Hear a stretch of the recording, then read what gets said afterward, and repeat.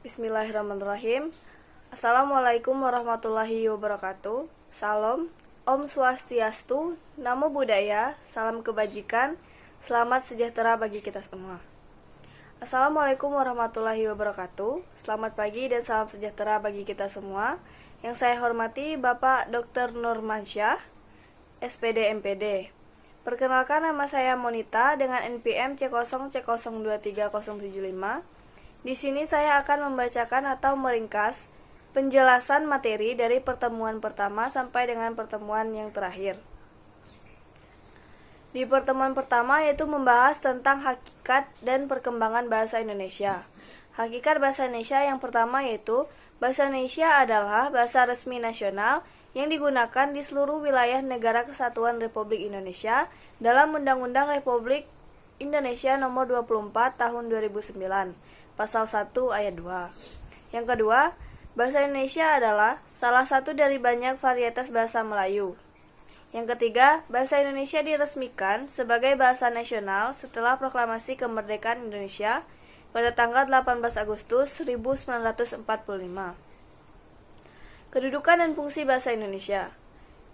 Yang pertama, kedudukan bahasa Indonesia sebagai bahasa nasional memiliki fungsi lambang kebanggaan kebangsaan, lambang identitas nasional, alat penghubung antar warga, antar daerah, dan antar budaya. Juga menjadi alat pengembangan kebudayaan, ilmu pengetahuan, dan teknologi. Yang kedua, kedudukan bahasa Indonesia sebagai bahasa negara memiliki fungsi diantaranya sebagai bahasa resmi kenegaraan, bahasa pengantar dalam pendidikan, alat penghubung pada tingkat nasional, dan alat pengembangan kebudayaan, pengetahuan, dan ilmu teknologi. Undang-Undang Dasar Negara Republik Indonesia tahun 1945 bab 16 pasal 36 yaitu bahasa negara ialah bahasa Indonesia. Perkembangan bahasa Indonesia. Perkembangan bahasa Indonesia lisan maupun tulisan berkembang mulai pada saat terbentuknya yaitu pada tanggal 28 Oktober 1928 bersamaan dengan momen Sumpah Pemuda. Setelah terbentuknya bahasa Indonesia terus berkembang seiring berlakunya ejaan Van Ophuijten, Soewandi, Melindo, bahkan hingga ke ejaan yang disempurnakan yaitu EYD. Ada beberapa contoh sederhana bagaimana bahasa Indonesia dengan pesat mengalami perkembangan. Bahasa Indonesia yang telah dikenal oleh khalayak umum merupakan bahasa Melayu yang menjadi lingua franca atau bahasa perhubungan di Nusantara kala itu. Bahasa Melayu telah ada dan digunakan terlebih dahulu. Keberadaan bahasa Melayu pun dapat ditilik dalam saat persiapan Kongres Pemuda tahun 1926. Para pemuda masih mempermasalahkan tentang sebutan Bahasa Persatuan Indonesia. Kemudian, Muhammad Tabrani mengusulkan bahasa Melayu diganti dengan istilah Bahasa Indonesia. Dan hal ini pun disetujui bersama pada tanggal 2 Mei 1926. Badan Pengembangan dan Pembinaan Bahasa, Kementerian Pendidikan, Kebudayaan, Riset dan Teknologi dalam laman resminya telah mencantumkan bahasa Melayu telah berada di kawasan Asia, dan khususnya Asia Tenggara sejak abad ke-7. Pernyataan itu juga tentu didukung oleh adanya beberapa prasasti, seperti Prasasti Talang Tuo di Palembang, bahkan Prasasti Karangbrahi di Jambi. Keberadaan prasasti-prasasti ini telah ada sejak tahun 680-an.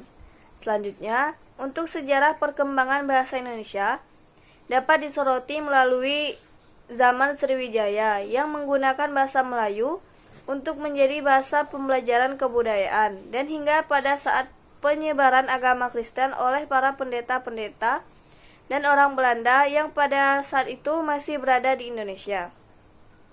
Bahasa Melayu yang merupakan cikal bakal bahasa Indonesia telah berkembang dengan sangat pesat di Indonesia. Bahkan sebelum bahasa Indonesia pertama kali resmi diumumkan pada Sumpah Pemuda. Bahasa Indonesia sejak dahulu telah membentuk bahasa, bangsa, dan mempersatukan keberagamaan yang ada di Indonesia, yang memiliki tingkat kemajemukan yang sangat tinggi. Selanjutnya pada pertemuan kedua, yaitu membahas tentang sikap berbahasa Indonesia. Yang pertama, pengertian sikap bahasa. Sikap bahasa dari seorang pemakai bahasa atau masyarakat bahasa, baik yang dwi bahasawan maupun yang multi bahasawan, akan berwujud berupa perasaan bangga atau mengejek, menolak, atau sekaligus menerima suatu bahasa tertentu atau masyarakat pemakai bahasa tertentu, baik terhadap bahasa yang dikuasai oleh setiap individu maupun oleh anggota masyarakat. Dikutip oleh Rusiana 1989 halaman 31-32. Lalu ciri sikap bahasa. Yang pertama, kesetiaan bahasa. Yang mendorong masyarakat suatu bangsa mempertahankan bahasanya dan apabila perlu mencegah adanya pengaruh bahasa lain. Yang kedua, kebanggaan bahasa, yang mendorong orang yang mengembangkan bahasanya dan menggunakannya sebagai lambang identitas dan kesatuan masyarakat. Yang ketiga, kesadaran adanya norma bahasa, yang mendorong orang menggunakan bahasa yang cermat dan santun, merupakan faktor yang sangat besar pengaruhnya terhadap perbuatan, yaitu kegiatan menggunakan bahasa. Lalu, adanya komponen sikap bahasa. Yang pertama, komponen kognitif, yaitu berhubungan dengan pengetahuan mengenai alam sekitar dan gagasan yang biasanya merupakan kategori yang dipergunakan dalam proses berpikir. Lalu ada komponen afektif, menyangkut masalah penilaian, baik suka atau tidak suka terhadap suatu keadaan, maka orang itu dikatakan memiliki sikap positif, jika sebaliknya disebut memiliki sikap negatif. Lalu ada komponen konatif, yaitu menyangkut perilaku atau perbuatan sebagai putusan akhir, kesiapan reaktif terhadap suatu keadaan. Adapun jenis sikap bahasa. Yang pertama, sikap kebahasaan, yaitu seperti menggunakan EYD, kata baku, kalimat efektif, dan aturan paragraf bahasa Indonesia. Yang kedua itu ada sikap non-kebahasaan, seperti sikap politik, sikap sosial, sikap estetis, dan sikap keagamaan. Kedua jenis sikap ini dapat menyangkut keyakinan atau kognisi mengenai bahasa. Lalu ada sikap terhadap bahasa Indonesia. Sikap terhadap bahasa Indonesia adalah anggapan atau pandangan seseorang terhadap bahasa Indonesia, apakah senang atau tidak terhadap bahasa tersebut, sehingga sikap bahasa tersebut berpengaruh terhadap pemilihan bahasa. Yang pertama ada sikap positif, yang kedua sikap negatif. Selanjutnya pada pertemuan ketiga yaitu membahas tentang teks dalam kehidupan akademi untuk penanaman nilai dan hakikat bahasa Indonesia sebagai penghela ilmu pengetahuan. Bentuk tulisan secara umum diliput oleh Sayuti 2018, Nurgiantoro 2009, Abram 2001, Aminuddin 2022, Dalman 2018, dan Teu 2020. Yang pertama ada prosa. Ada prosa fiksi, yaitu mencakup tentang novel, cerpen, dongeng, legenda, fabel, mitos, dan lain-lain. Yang kedua ada prosa non-fiksi atau tulisan akademik atau karya tulis ilmiah. Ada hasil kajian pustaka makalah, artikel ilmiah populer, berita biografi, buku teks, buku ajar, modul, buku panduan praktikum, dan yang lainnya. Yang kedua, hasil dari proses penelitian laporan hasil penelitian, yaitu D1 sampai dengan D3, skripsi, tesis, disertasi, artikel jurnal, makalah, hasil penelitian, buku referensi, dan monograf.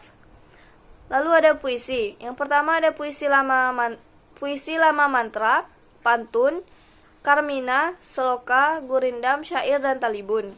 Yang kedua ada puisi baru balada, himne, ode, epigram, romansa, elegi, dan satire. Lalu ada drama, tragedi, komedi, opera, melodrama, farse, tablo, sendratari, dan lain-lain.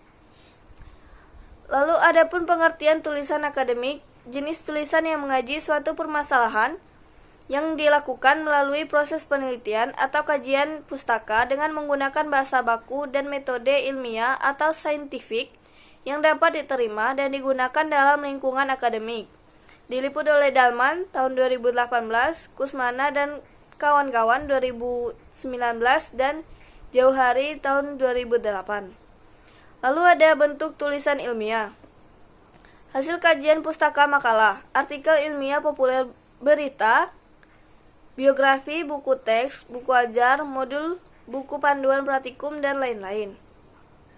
Lalu ada hasil dari proses penelitian, laporan, hasil penelitian D1 sampai dengan D3, skripsi, tesis, disertasi, artikel jurnal, makalah hasil penelitian, buku referensi, dan monograf. Lalu ada sistematika tulisan ilmiah. Yang pertama ada hasil kajian pustaka. Halaman judul, abstrak, kata pengantar, daftar isi, pendahuluan, landasan teori, metode penulisan, pembahasan, simpulan dan saran, serta daftar pustaka. Ada juga hasil dari proses penelitian meliputi halaman judul, abstrak, kata pengantar, daftar isi, pendahuluan, landasan teori, metode penelitian, hasil penelitian dan pembahasan, simpulan, saran, serta daftar pustaka. Pada pertemuan keempat itu membahas tentang menjelajahi dunia pustaka dari berbagai sumber referensi digital. Ada beberapa sumber dunia pustaka dari berbagai sumber referensi digital. Yang pertama ada Mendeley, yang kedua ada PDF Drive, dan yang lainnya. Mendeley yaitu aplikasi yang membantu dalam membuat sitasi atau kutipan dan membuat daftar pustaka jenis Mendeley. Yang ada beberapa jenis Mendeley. Yang pertama itu Mendeley Desktop, Mendeley Web, serta Mendeley Referensi Manager. Pada pertemuan kelima yaitu membahas tentang presentasi ilmiah. Hakikat presentasi ilmiah yang pertama adalah presentasi ilmiah merupakan keterampilan berbicara atau komunikasi secara lisan di depan umum untuk menyampaikan gagasan atau pendapat dari hasil temuan penelitian, pemikiran kritis atau informasi dalam dunia akademik dan mendidik untuk mengubah perilaku individu lain. Dikutip oleh Saadono tahun 2012, Hofland, Janis dan Kelly tahun 1995. Berdasarkan pengertian di atas, terdapat 3 komponen dasar dari sebuah komunikasi, yakni pemberi pesan, komunikator, media yang digunakan, serta penerima pesan atau audiens. Yang ketiga, ada presentasi yang hebat terjadi apabila audiens memahami pesan yang disampaikan oleh komunikator melalui pemilihan media yang tepat, sehingga audiens terinspirasi untuk menentukan atau memilih langkah terbaik. Adapun komponen presentasi ilmiah, yang pertama, komunikator yaitu orang yang memberi pesan, media yaitu yang akan ditayangkan, serta audiens yaitu orang yang menerima pesan. Lalu presentasi, yaitu pembuka, isi, lalu penutup. Pada pertemuan 6 dan 7, yaitu membahas tentang mendesain proposal kegiatan. Hakikat proposal kegiatan. Proposal kegiatan yaitu rencana kegiatan yang dituliskan dalam bentuk rancangan kerja yang akan dilaksanakan dalam bentuk kegiatan membuat produk atau jasa yang diajukan kepada pihak tertentu untuk memperoleh pembiayaan terhadap kegiatan yang akan dilakukan. Lalu ada sistematika proposal kegiatan. Yang pertama judul, lalu daftar isi, bab 1 pendahuluan, bab 2 gambaran umum rencana usaha, bab 3 metode pelaksanaan, bab 4 biaya dan jadwal kegiatan, lalu selanjutnya daftar pustaka. Pada pertemuan 7 dan 8 yaitu membahas tentang proposal. Pengertian proposal. Dalam buku modul pembelajaran bahasa Indonesia milik Kementerian Pendidikan dan Kebudayaan atau Kemendikbud, dijelaskan bahwa proposal merupakan rencana kerja yang ditulis secara sistematis, terperinci, dan formal mengenai rancangan suatu kerja atau kegiatan yang akan dilaksanakan. Ada fungsi proposal penelitian, yaitu proposal tidak hanya digunakan untuk menjalankan suatu acara saja, namun juga dipakai untuk membuat sebuah penelitian. Meski berbentuk sebuah proposal, tapi terdapat perbedaan antara proposal untuk kegiatan dengan penelitian. Mengajukan penelitian ilmiah. Dengan adanya proposal penelitian, kamu bisa mengajukan hasil karya ilmiah yang kamu teliti secara resmi, sehingga hasil penelitian yang sudah kamu buat juga mendapat keabsahan. Ringkasan singkat dari penelitian. Lalu ada proposal penelitian merupakan sebuah ringkasan singkat dan koheren dari penelitian yang kamu usulkan. Jadi, di dalam proposal penelitian ini, kamu bisa menguraikan sejumlah poin penting tentang penelitian kamu. Ada sistematika dan hasil proposal kegiatan dan ilmiah, yaitu membuat proposal kegiatan dan ilmiah tentu harus memiliki sistematika yang baku. Jadi tidak bisa dibuat secara asal-asalan. Sistematika proposal dimulai dari halaman judul yang jelas, yaitu daftar isi, hingga rumusan masalahnya. Berikut ini contoh sistematika proposal ilmiah, yaitu halaman judul, daftar isi, bab 1 pendahuluan yang berisi latar belakang, rumusan masalah, tujuan penelitian, serta manfaat penelitian. Bab kedua yaitu tinjauan pustaka, yaitu mencakup review literatur, batasan konseptual, kerangka teori atau hipotesis. Bab 3 yaitu metodologi, yaitu metode penelitian, teknik pengumpulan data, dan teknik analisis data. Selanjutnya ada daftar pustaka, lampiran, lalu metode pengumpulan data. Metode kuantitatif. Yang pertama ada survei kuesioner, yaitu pengumpulan data dalam penelitian tentunya dilakukan secara ilmiah dan sistematis. Penelitian melakukan survei dengan cara menyebar kuesioner atau angket sebagai instrumen penelitian. Kuesioner menjadi wadah yang efektif dan efisien untuk mengumpulkan data yang akan diukur secara numerik. Yang kedua, dataset statistik. Menggunakan dataset statistik merupakan tipikal penelitian kuantitatif. Penggunaan dataset statistik ini merupakan penggunaan data yang sudah tersedia. Lalu pada pertemuan 9 dan 10, yaitu membahas tentang hakikat penelitian. Apa itu penelitian? Menurut Joseph tahun 1979, penelitian adalah art and science guna mencari jawaban terhadap suatu permasalahan.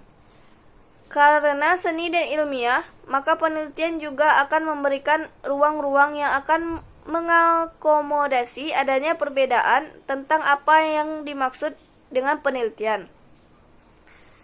Pengertian penelitian menurut Kierkegaard tahun 1986 adalah proses penemuan yang mempunyai karakteristik sistematis, terkontrol, empiris, dan berdasarkan pada teori dan hipotesis atau jawaban sementara. Kamus Besar Bahasa Indonesia tahun 2001. Penelitian adalah pemeriksaan yang teliti, kegiatan pengumpulan, pengolahan, analisis, dan penyajian data yang dilakukan secara sistematis dan objektif untuk memecahkan suatu persoalan atau menguji suatu hipotesis untuk mengembangkan prinsip-prinsip umum. Sehingga kelompok kami menyimpulkan bahwa penelitian merupakan suatu kegiatan menyelidiki masalah dengan cara sistematis, kritis, ilmiah, dan teliti untuk mencari jawaban untuk memecahkan suatu permasalahan.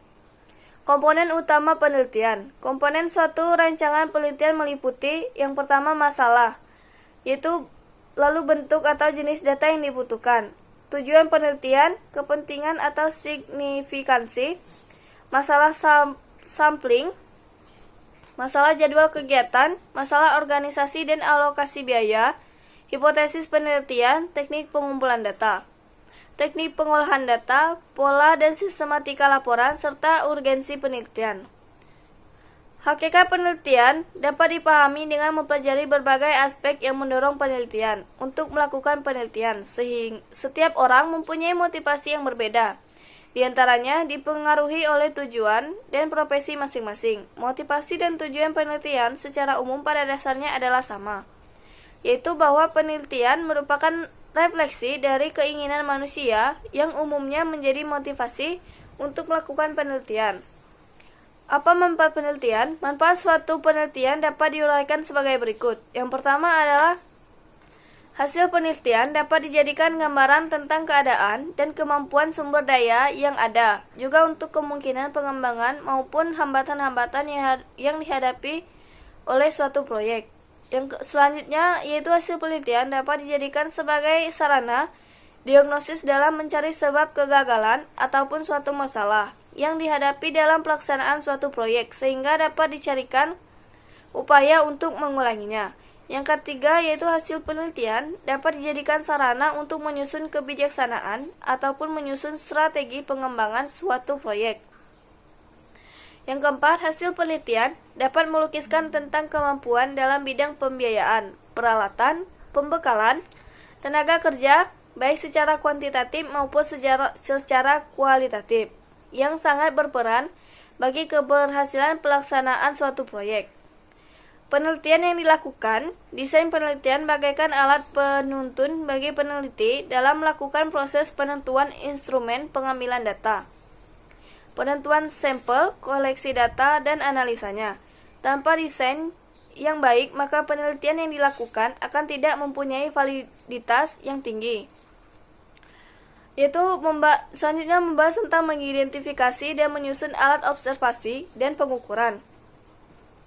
Yang dimaksud pada bagian ini ialah tahap di mana seorang penelitian harus melakukan identifikasi alat apa yang sesuai untuk pengambilan data dalam hubungannya dengan tujuan penelitiannya. Pada penelitian yang menggunakan pendekatan kuantitatif, biasanya peneliti menggunakan kuesioner, khususnya dalam penelitian-penelitian jenis ex post facto. Lalu selanjutnya yaitu membuat kuesioner dan jadwal interview. Dalam kegiatan yang menggunakan pendekatan kuantitatif, kuesioner merupakan salah satu alat yang penting untuk pengambilan data. Oleh karena itu, peneliti harus dapat membuat kuesioner dengan baik. Cara membuat kuesioner dapat dibagi menjadi dua, yaitu dari sisi format pertanyaan dan model jawaban. Di samping kuesioner, alat pengambilan data juga dapat dilakukan dengan cara interview. Cara-cara melakukan interview diatur secara sistematis agar dapat memperoleh informasi atau data yang berkualitas dan sesuai dengan yang diinginkan oleh seorang peneliti. Selanjutnya melakukan analisa statistik. Salah satu ciri yang menonjol dalam penelitian yang menggunakan pendekatan kuantitatif ialah adanya analisa statistik. Analisa statistik digunakan untuk membantu peneliti mengetahui makna hubungan antar variabel. Sampai saat ini, analisa statistik merupakan satu-satunya alat yang dapat dipertanggungjawabkan secara ilmiah untuk menghitung besarnya hubungan antar variabel. Untuk memprediksi pengaruh variabel bebas terhadap variabel tergantung untuk melihat besarnya persentase atau rata-rata besarnya suatu variabel yang kita ukur. Selanjutnya menggunakan komputer untuk analisa data. Dengan berkembangnya teknologi komputer yang semakin canggih dan dituntutnya melakukan penelitian secara lebih cepat serta kemungkinan besarnya jumlah data, maka seorang peneliti memerlukan bantuan komputer untuk melakukan analisa data. Banyak perangkat lunak yang telah dikembangkan untuk membantu penelitian dalam melakukan analisa data dengan baik, yaitu yang bersifat pengolahan data maupun analisanya. Salah satu program yang populer ialah program SPSS. Selanjutnya menulis laporan hasil penelitian. Tahap terakhir dalam penelitian ialah membuat laporan mengenai hasil penelitian secara tertulis.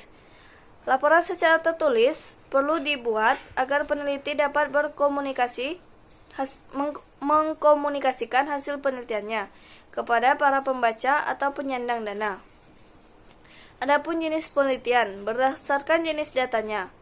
Yang pertama, penelitian kualitatif, yang kedua, penelitian kuantitatif berdasarkan bidang yang diteliti. Ada penelitian sosial dan penelitian eksakta. Lalu berdasarkan tempat penelitian itu ada penelitian lapangan serta penelitian kepustakaan dan penelitian laboratorium. Selanjutnya berdasarkan teknik yang digunakan, yaitu ada survei research atau penelitian survei, Lalu ada eksperimen research atau penelitian eksperimen. Lalu selanjutnya berdasarkan keilmiahan. Yang pertama ada penelitian ilmiah, yang kedua penelitian non-ilmiah, yaitu tidak menggunakan metode atau kaidah-kaidah ilmiah. Selanjutnya berdasarkan menggunakan hasil, yaitu penelitian yang pertama ada penelitian dasar, yang kedua yaitu penelitian terapan. Selanjutnya berdasarkan tujuan. Yang pertama ada penelitian eksploratif, lalu yang kedua ada penelitian pengembangan. Yang ketiga yaitu penelitian verifikatif. Berdasarkan bidang ilmu itu ada social science, yang kedua ada natural science, yang ketiga engineering. Lalu berdasarkan taraf penelitian. Yang pertama ada penelitian deskriptif, yang kedua penelitian inferensial, yang ketiga penelitian teoritis, yang keempat penelitian rekayasa, yang kelima penelitian deduktif, yang keenam penelitian induktif. Yang ketujuh ada grounded research.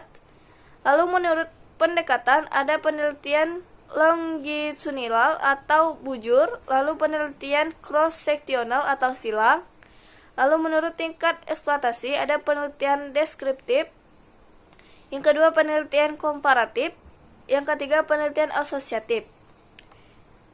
Lalu selanjutnya ada menurut caranya ada penelitian operasional, penelitian tindakan, penelitian eksperimen atau dari caranya, serta adapun bagaimana cara melakukan penelitian. Berikut ini merupakan langkah-langkah umum yang bisa digunakan untuk dijadikan sebagai pedoman, yaitu yang pertama yaitu mencari topik yang menarik perhatian Anda. Yang kedua membuat pertanyaan penelitian yang menarik, yaitu bagaimana, mengapa, dan di mana. Lalu yang ketiga ada tentukan alasan atau rasional dari penelitian Anda. Yang keempat ada rumuskan tesis penelitian Anda dengan mempertimbangkan 3 langkah sebelumnya, yaitu topik, tujuan, dan rasional. Yang kelima ada tentukan metode pengolahan data, yaitu kualitatif atau kuantitatif. Yang keenam yaitu klasifikasi data. Ada klasifikasi data dibagi menjadi beberapa bagian. Yang pertama ada klasifikasi data, identifikasi variabel, lalu memberi alasan mengapa variabel tersebut dipilih dan perlu diidentifikasi, tentukan pola paradigma penelitian Anda, lalu tentukan khasanah buku-buku teks, jurnal-jurnal, artikel-artikel, dan mempertimbangkan elemen variabel yang ada. Lalu analisis data berdasarkan jenis penelitian atau metode penelitian, yaitu analisis data statistik atau non-statistik. Selanjutnya memberi kesimpulan dari hasil penelitian dan analisis data penelitian Anda, yaitu berpikir logis, yaitu deduktif atau induktif. Dasar penalaran dalam logika ada 2, yakni deduktif dan induktif. Penalaran deduktif, kadang disebut logika deduktif, adalah penalaran yang membangun atau mengevaluasi argumen deduktif. Argumen dinyatakan deduktif jika kebenaran dari kesimpulan ditarik atau merupakan konsekuensi logis dari premis-premisnya. Argumen deduktif dinyatakan valid atau tidak valid, bukan benar atau salah. Sebuah argumen deduktif dinyatakan valid jika dan hanya jika kesimpulannya merupakan konsekuensi logis dari premis-premisnya. Lalu ada metode pengumpulan data, yaitu ada metode kuantitatif. Yang pertama survei kuesioner, yaitu pengumpulan data dalam penelitian. Tentunya harus dilakukan secara ilmiah dan sistematis. Peneliti melakukan survei dengan cara menyebar kuesioner atau angket sebagai instrumen penelitian. Kuesioner menjadi wadah yang efektif dan efisien untuk mengumpulkan data yang akan diukur secara numerik. Lalu ada dataset statistik, yaitu menggunakan dataset statistik merupakan tipikal penelitian kuantitatif. Penggunaan dataset statistik ini merupakan penggunaan data yang sudah tersedia. Lalu ketiga ada wawancara. Metode ini biasanya digunakan dalam riset kuantitatif maupun kualitatif. Wawancara merupakan proses data menggunakan informan yang menjawab pertanyaan yang diajukan oleh kepentingan peneliti. Lalu yang keempat ada observasi. Observasi yang dilakukan untuk bahan penelitian harus dilakukan dengan ketelitian dan kecermatan dalam rangka memperoleh data penelitian. Praktik observasi melibatkan pengerahan beberapa indera peneliti, terutama penglihatan dan pendengaran untuk menangkap fenomena di sekitar yang bisa dijadikan data. Lalu ada metode kualitatif. Yang pertama, teknik wawancara. Wawancara merupakan pembuktian terhadap informasi yang telah diperoleh. Teknik yang dilakukan dalam penelitian kualitatif adalah wawancara mendalam, yang merupakan proses memperoleh keterangan untuk sebagai tujuan penelitian. Lalu ada observasi. Observasi merupakan proses peneliti dalam melihat situasi penelitian. Informasi yang diperoleh dari hasil observasi adalah tempat, pelaku, kegiatan atau peristiwa, dan waktu. Yang ketiga ada teknik dokumen. Dokumen merupakan sumber data yang digunakan untuk melengkapi penelitian, berupa sumber tertulis, film, dan gambar. Dokumen tersebut akan memberikan informasi bagi proses penelitian. Lalu yang keempat ada teknik triangulasi, yaitu triangulasi merupakan cara pemeriksaan kebenaran data yang paling umum digunakan. Cara ini dilakukan dengan pengumpulan data dari beragam sumber yang berbeda dengan menggunakan suatu metode yang sama. Peneliti menggunakan observasi, wawancara mendalam, dan dokumentasi untuk sumber data yang sama secara serempak. Baiklah, itulah ringkasan materi dari saya. Jika ada kesalahan saya mohon maaf. Saya akhiri. Wassalamualaikum warahmatullahi wabarakatuh.